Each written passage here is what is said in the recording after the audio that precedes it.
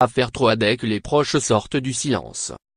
Leur nom est rattaché à un sombre fait divers qui a agité l'ouest de la France l'année dernière.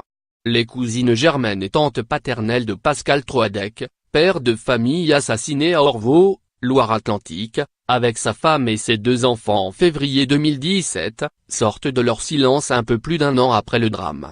Dans le journal Ouest France, elles reviennent ce mercredi sur les aveux du beau-frère, Hubert Kawissin, âgé de 47 ans.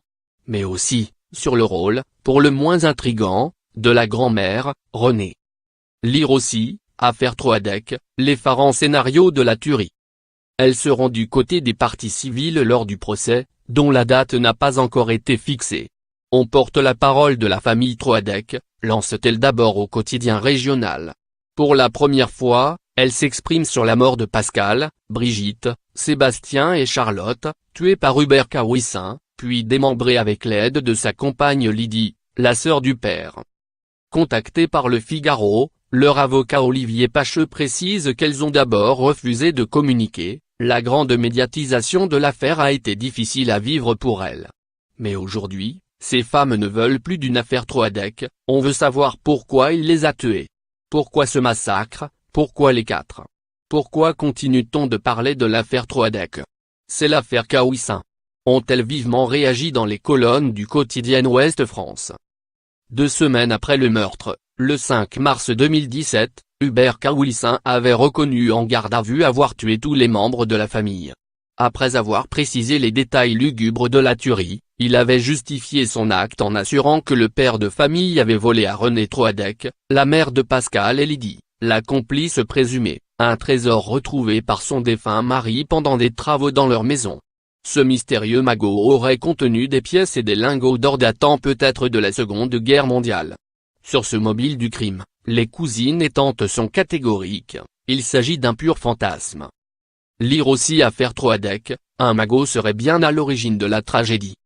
Pourtant, depuis le début de l'enquête, la grand-mère Renée ne cesse de soutenir cette thèse. Cette affaire terrifiante trouve son origine dans un trésor composé de lingots et de pièces d'or que mon mari avait caché dans le garage de notre maison, assurait-elle en mars 2017 dans les colonnes du Parisien. Il a spolié sa sœur Lydie. J'ai bien essayé d'intervenir et d'arbitrer. J'ai dit que je n'étais pas d'accord, mais Pascal est devenu très autoritaire et m'a dit de me taire, ajoutait-elle encore avant de trancher, cette aura tout brisé. Dans leur interview, les cousines et tantes de Pascal, dont leur prénom a été volontairement modifié par le quotidien, évoquent un déjeuner entre Hubert Kawissin, Lydie Troadec et Renée, le midi avant la tuerie au domicile de cette dernière. Si leur avocat Olivier Pacheux ne confirme pas cette information au téléphone, il reconnaît que la grand-mère a un rôle pour le moins déstabilisant. Mais il assure qu'il n'y a, à ce jour, pas de moyen de savoir si elle aurait pu avoir connaissance du crime que s'apprêtait à commettre son gendre.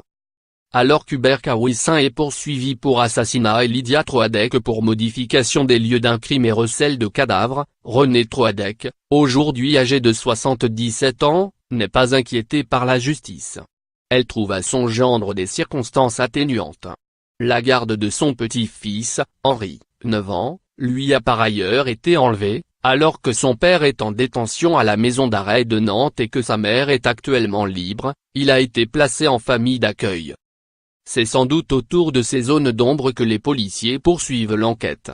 Maître Pacheux confirme que l'instruction est toujours en cours et l'expertise psychiatrique d'Hubert Kawissin n'est pas terminée. Elle permettra peut-être à la justice de faire toute la lumière sur ce huis clos qui s'est joué dans cette famille bretonne.